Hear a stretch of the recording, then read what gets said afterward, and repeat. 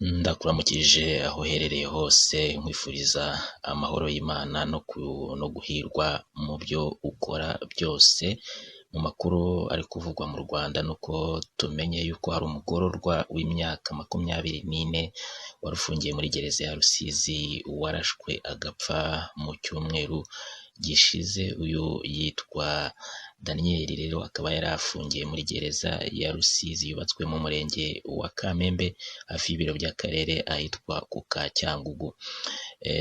Rero amakuru dufite avuga ko uyu mugororwa warashwe agapfa yari yarakatiwe igihano cy'igifungo cy'imyaka 4.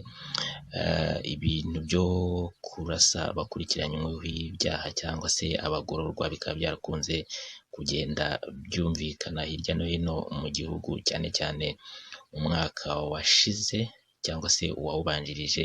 Bikaba byaratumye rero abantu bakomeza kubyibazaho, bakibaza batese nta bundi buryo bwakoreshwa aho kugira ngo umugororwa cyangwa se undi muntu ukekwaho ibyaha araswe noneho ahita apfa, nta buryo yafatwa akabazwa agakurikiranwaho ibyakekwaho ariko atambuwe ubuzima bwe. Ibi byatumye rero umwe mu baturage batanze ibibazo ubwo Perezida Kagame yahaga ikiganiro ikigo cy'igihugu cy'itangazamakuru, ikiganiro yamubajije icyo avuga ku nzego z'umutekano.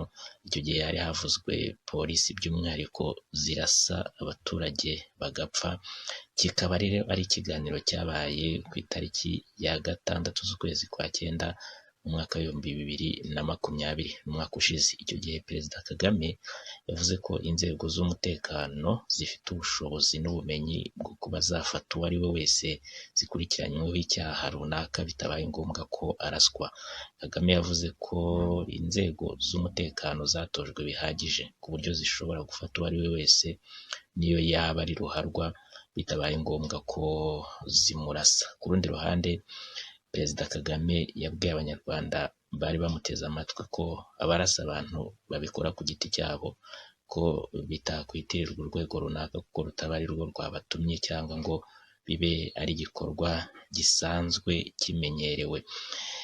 Komiseri mukuru w'urwego rw'igihugu rw'imfungwa n'abagororwa CG George Rwigamba yigeze kubwira kimwe mu binyamakuru bikorera mu Rwanda ku butumwa Perezida Kagame yahaye polisi bwo kutarasa abantu nabo bubareba, ni ukuvuga abo muri RCS.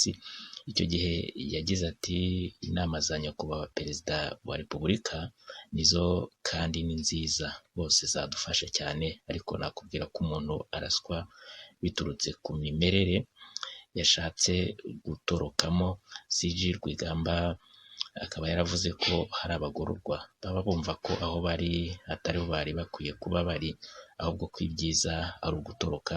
Avuga rero ko ibyo iyo bibaye hari igihe biba ngombwa ko umugororwa araswa, akemera ko rero bibabaza umuryango uwo arashwe, ariko ko hari igihe biba ngombwa ko umugororwa araswa. Kugeza uyu munsi rero, kugeza muri aka kanya, ntacyo RCS iratangaza.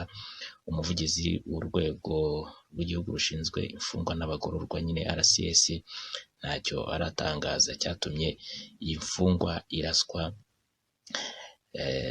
cyangwa se ngo asobanure niba nta bundi buryo bwari gukoreshwa ngo ifatwe ikiri nzima.